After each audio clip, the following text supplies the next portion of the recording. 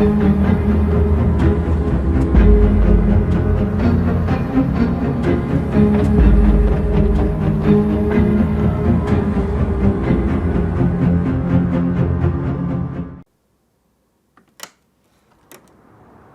glanced at my watch as I entered the dining area through a side door. The hall was for the main in shadow. I could just make out a raised stage at the far end. I eventually found the door to the kitchen, partially obscured by 2 lockers. I stood for a moment, braced myself, and then pushed them open. A wave of hot air hit me like a sauna. I blinked as my eyes were immediately drawn to an industrial-sized electric pot. It stood in a corner, wedged between 2 steel counters, one of which was strewn with unlabeled tins. Something was already simmering in the oversized metal container, giving off a pungent odour. A large extractor fan laboured overhead. Marge, the head dinner lady, stood backing me, bent over the bubbling pot. Even from behind, I recognised her from my interview the week prior. She was stirring the contents, her sleeves pulled up to her elbows. Must be hell on the back, I thought, as I wiped a trickle of sweat from my brow. She yelled orders over her shoulder to the staff as she grabbed a tin, sniffed it, wrinkled her nose, and threw the contents into the large pot. I noticed one woman cutting fat and gristle off large chunks of meat. She took the scraps over to Marge, who, without even looking, swept the contents from the chopping board into the pot and continued stirring.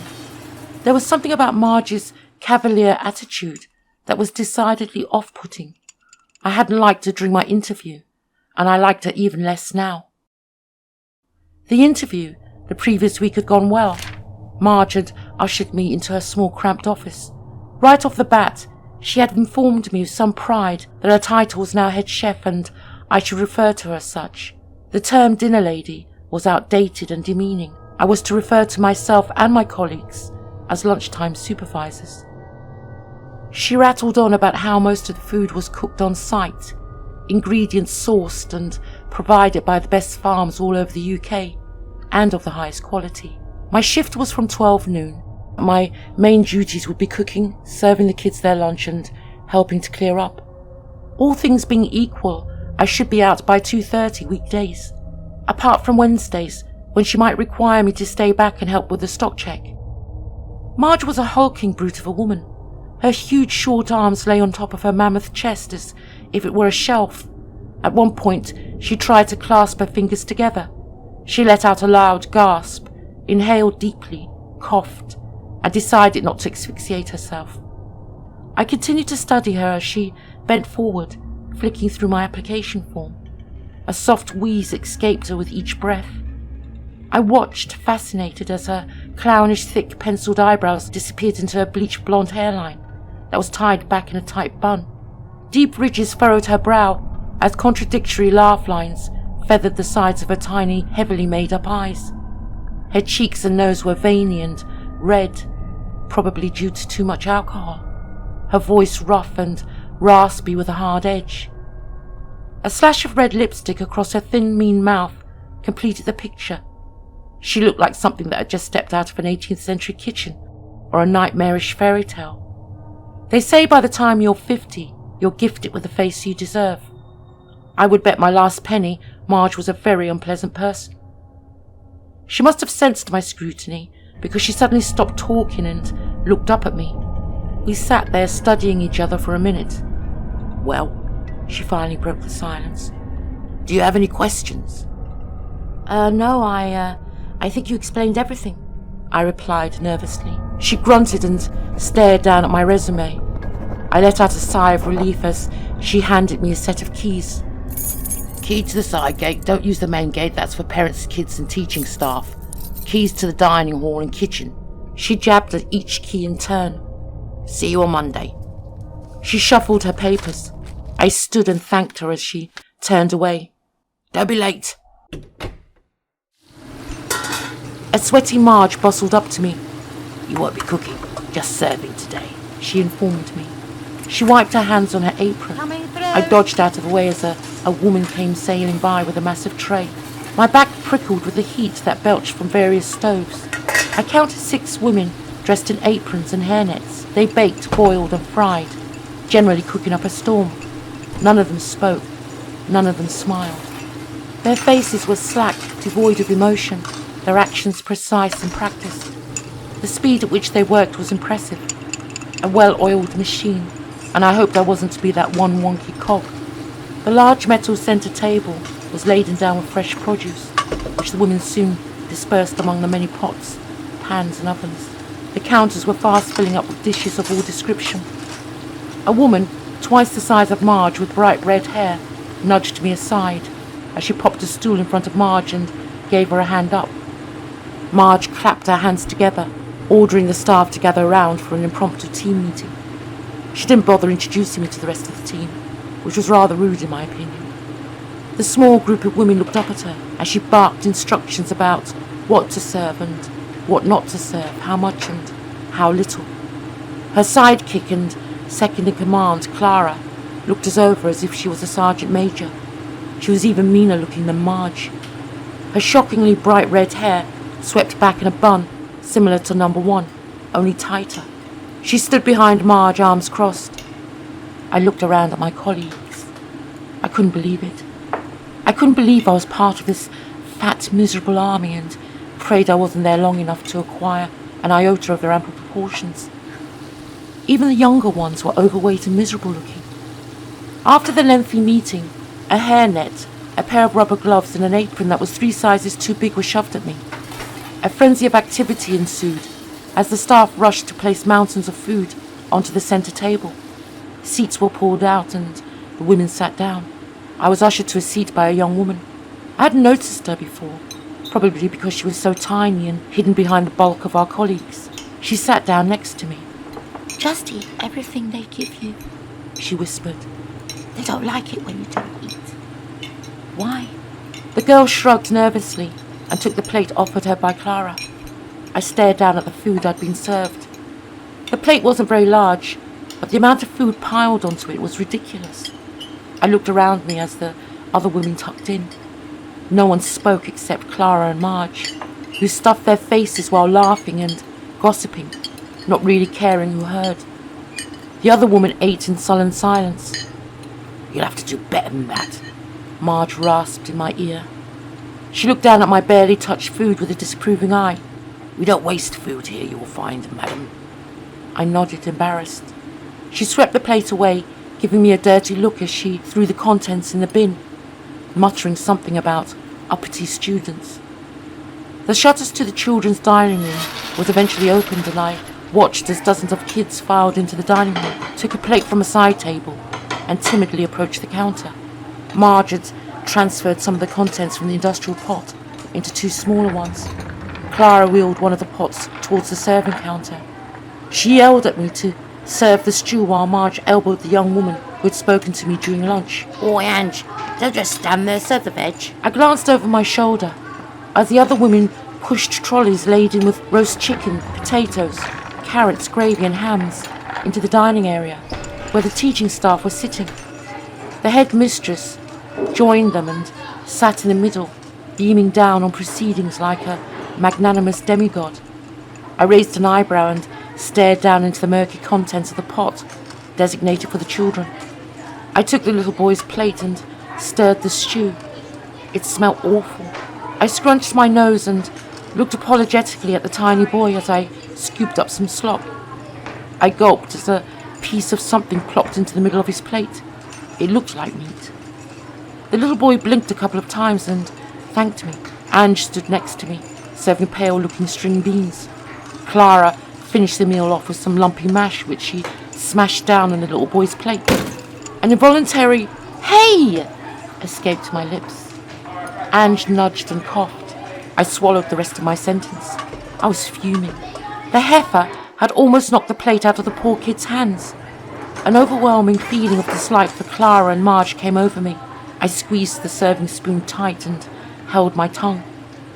Over the next hour, I served the slop and chatted to the kids, asking how they were and if they liked their lunch. Marge pulled me aside after my shift was over and advised me in no uncertain terms that they didn't talk to the brats. They fed them, and that was it. I was horrified and almost in tears as I sat in my car outside the school. First off, Oliver Twist would have turned his nose up at that mess they called food. Second, the way they served the children, you wouldn't serve an animal that way. And third, I wasn't stupid. I noticed all the fresh produce available. Surely they couldn't have produced that disgusting mess with such wonderful fresh ingredients at their disposal. I spied Ange leaving through the side gate and honked at her. She turned and scuttled towards me, throwing furtive glances over her shoulder. I wound down my window. Would you like a lift? She nodded and got in quickly beside me. She only spoke to tell me her address and to thank me when she hopped out. I wanted to, but dared not question her, as I wasn't sure she wouldn't run back to Marge and report me. I found it hard to go in the next day. I tossed and turned all night. Even if the food was up to standard, that didn't give them the right to treat the children like they were second-class citizens. The food we and the teachers had been served had smelled and looked delicious, a far cry from what the kids were being served. Maybe it was an off day, I comforted myself. It turned out it wasn't an off day. It was very much an everyday. The delicious fresh ingredients went to making food for the teaching and kitchen staff. The children's food, for the most part, fat, offal and bones, thrown in the pot with cheap cuts of meat and substandard produce from God knows where. I wasn't sure what was in the unlabelled tins, and I wasn't sure I wanted to know. Over the next few days, it was hard to ignore the kitchen staff siphoning food away into duffel bags, large laundry bags and boots of cars. I was encouraged to take whatever I wanted, but I refused politely.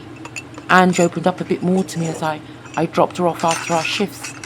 She told me Marge and Clara had been leading the kitchen for the better part of 20 years, and what they said was law. I'd noticed that they bullied and coerced the staff to overeat, reducing some to tears, but surprisingly no one spoke up or reported their treatment. It was a toxic environment. One might be inclined to feel a tad sorry for the dinner ladies under Marge's ministrations, only they were just as mean to the kids, particularly so after Marge or Clara would give them an earful. Powerless in the face of their bosses, they took their distress out on the children. I didn't notice any compunction when it came to stealing either. By my second week I'd had enough. The staff's absolute scorn and dislike for the children, coupled with the unrelenting theft and disgusting food they served the kids, was beyond me. The first week they had pretty much left me alone with regards to siphoning and stuffing my face. Into my second week, and the pressure was on. I finished my shift that Tuesday, dropped Ange off, got home, and had a shower, scrubbing off the stink from that disgusting bubbling cauldron of shit. I couldn't be part of this. No matter how much I needed the money, I'd made up my mind. I was going to quit. I decided to leave a message, hand in my notice, and arranged to drop off the keys. I groaned as I dug around in my bag. My phone. I must have left it at the school, but where? I looked at my watch. It was after 7. I winced as I remembered the clatter on the floor. Just when we'd finished our decadent lunch, Clara had shoved me towards the serving counter. I didn't have time to check if I'd dropped anything. I grabbed my car keys. I figured those troglodytes would have gone home by now. I'd sneak in, grab my phone and drop off the keys at the same time. It would save me having to go back and face that absolute moose, Marge. I really didn't care if they paid me or not. I'd survive somehow. I pulled up a few doors from the school and sat watching for a time. Eventually, when sure it was all clear, I snuck in through the side gate. I noticed the dining area door was unlocked. Not thinking much of it, I walked through the softly lit dining area. I stopped as Clara and Marge's loud, raucous voices drifted from the kitchen. I tiptoed to the door and peered in through the small fogged-over window. They were both standing by the far counter, next to the industrial pot, throwing ingredients in. What the hell were they still doing here? Cooking at this hour? I saw Clara place a cardboard box on the counter. She opened the flaps and Marge took a peek. They looked at each other and giggled. Then I heard Clara tell Marge she was going to pop down to the off-license and get them some beers. I scarpered and ducked down between the two lockers situated close to the kitchen doors. Her heavy footsteps echoed eerily through the hall as she passed me by, oblivious to my presence. Then the outer door slammed shut. I counted to 10 and then slipped into the kitchen. Marge was humming to herself, doing something with a box. I kept my eyes trained on her broad back as I reached the centre table. I glanced back at Marge. Then I froze. I squinted and then blinked rapidly. Marge had reached in and pulled something out of the box. From the looks of it, it was a very dead cat. I gasped. She must have heard me.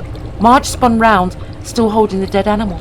Her eyes narrowed. "What do you want?" she growled. She didn't attempt to hide or conceal the animal. She laughed as she followed my eyes. "Oh, fuck off, love. It's just a cat and it's fresh. Died this morning. Don't look so shocked." What are you doing? I asked suspiciously.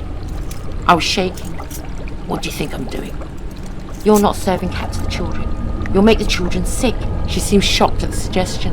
Her cheeks turned a deep hue of red, eyes popping out of her head. "I'll have you know I'm the best at what I do. Everything I cook is of the best standard." She turned back to the counter. "They've been eating all sorts for years, not one sick brat. Not from my food." You're insane! I yelled at her. She seemed taken aback. I'm calling the police. "Yeah, go ahead. What do you think you've been serving the kids then?" She looked at me, her fat hand on her fat hip. She threw back her fat head and laughed as I slowly approached her. "All of you fuckers here will be implicated. Every last sodden one of you. Even Fancy Pants." She poked a pudgy finger at the ceiling.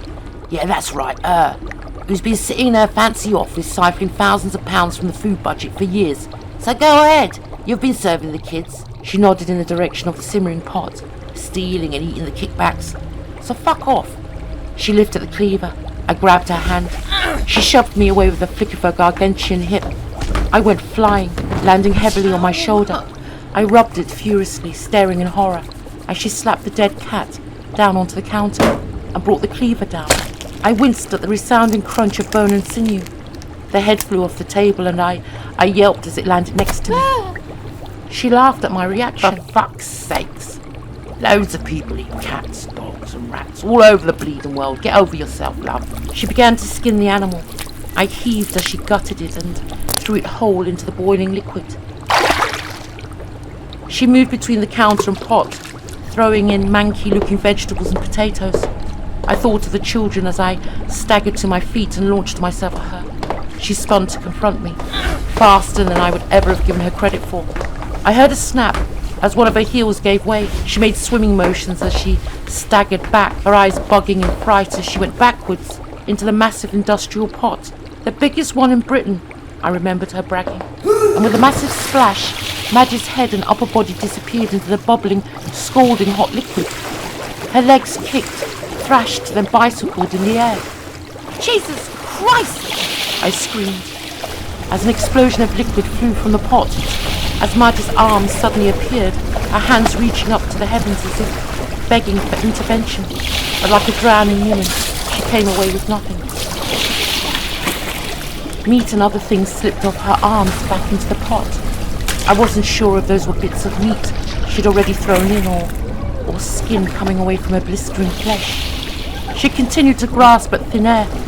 Her hands spasmed and grabbed the sides of the pot, then quickly retracted back into the bubbling soup. Stew spilled and slopped over the sides onto the once pristine floor. Her pride and joy. It was all I could do to scamper out of the way of the boiling hot liquid. The thrashing and flailing legs began to beat a rhythm on the side of the pot that increased in intensity and seemed to go on forever. Thunk, thunk, thunk.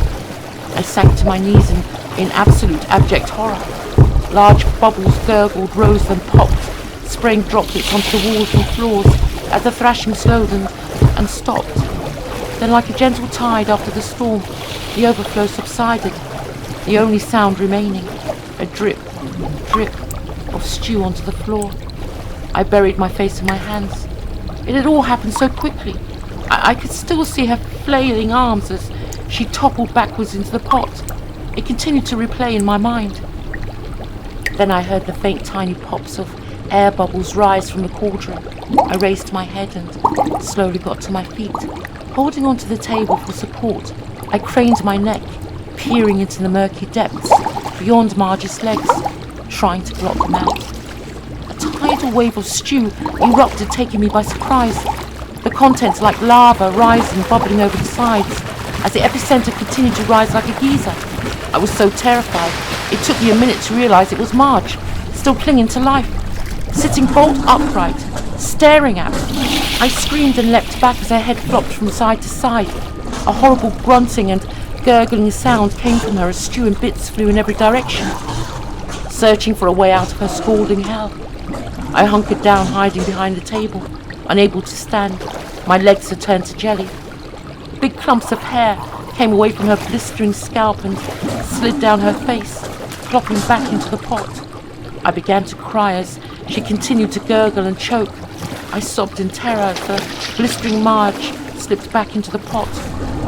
And like the Titanic, she sank, and I knew that scene would play over and over in my nightmares as her torso disappeared from sight with a last glunk and a gurgling sound.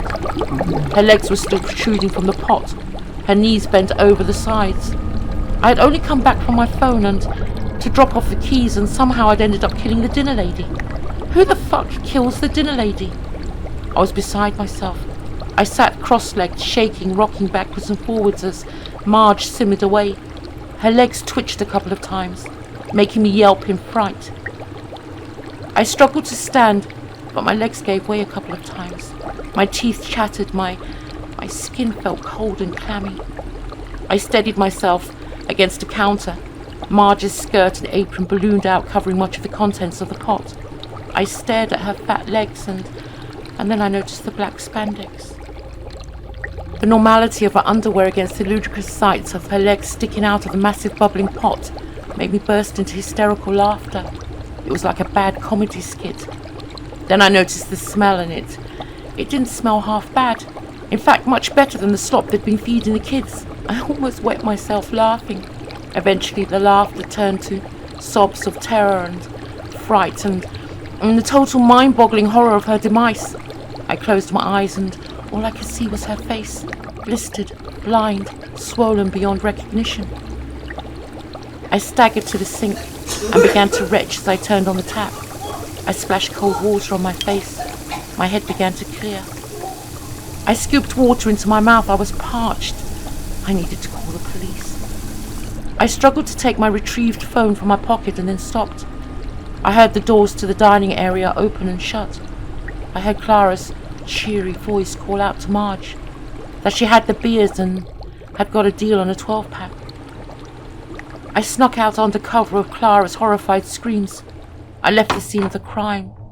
I left Marge bubbling and simmering away in that great hulking industrial pot, the biggest pot in all of Britain. I don't remember the journey home. I know I didn't sleep that night. I was terrified the police would turn up and arrest me. I sat in front of the TV, mostly in shock, thinking about Marge, replaying the horrible sequence of events over and over. A few times I reached for my phone. I was sure Clara had called the police. Perhaps I should turn myself in. Then I got angry, thinking about how she deserved it, for how she treated the children. I hadn't killed her. It was an accident. Why complicate issues? Early the next morning, I decided to call in sick. Give me time to think. I must have turned various shades of white at the sound of Marge's gravel voice on the answer machine. I gritted my teeth and left a message in as steady a voice as I could muster. Days passed and Ritual Park Primary School was all over the news. It was shut down, pending an investigation. I was glued to the TV. I didn't even bother going into college. I was terrified and jumped every time my phone rang or there was a knock at my door. Days later, reports of arrests. Then reports of the school heavily misappropriating funds. The headmistress and some teaching staff were taken in for questioning. The police finally got round to me. I was shaking as I opened the door to them. They questioned me about the relationship between Marge and Clara, asked if there had been any enmity between them. I said no and asked them why. They explained that Clara had been arrested on suspicion of murder, that they might need me for further questioning, but probably unlikely as I had not been there for long enough. They left. I was relieved. Surely divine intervention. Yet at the same time I was confused as to why Clara had been arrested for a murder she had clearly not committed. I called Ange, who broke down in tears. I managed to calm her down, and she explained that Clara had denied having anything to do with Marge's death. I could hardly make out what she was saying as she sobbed into the phone. Clara said she'd found Marge and panicked under the influence of alcohol Instead of calling the police, she proceeded to clean up the kitchen, destroying any evidence that actually might have corroborated her claims of innocence. Well, that's what the police said. And Marge? I hesitated. Why do they think she killed Marge? Ange completely broke down at this point. It took a good 5 minutes to make sense of what she was saying. God. When she'd calmed herself, she told me the worst of it. I don't know why, but Clara continued to cook Marge. It's horrible. She says it's because she was scared, didn't know what else to do. She hadn't even tried to get her out. Anyways, one of the cleaners saw her leaving early that morning, and I guess, I don't know, the police did a timeline or something. But what could possibly have been Clara's motives? Well, the word is that the police believe that they must have had a fight over money or something, or maybe that Marge was going to blow the whole misappropriating funds thing wide open. Did you hear about that? But worse than that... She started to sob again. Before she could have another mini meltdown, I interrupted. Go on, Ange. I needed to know everything. And in that moment, I was more than thankful that I'd made friends with Angela. She sniffed. Well, if she served Marge's remains to the kids, over the course of 3 days, she said she didn't know what else to do. I felt sick. If it wasn't for Mr. Loglings, who smelt a rat... Sorry. Thought that something didn't smell quite right.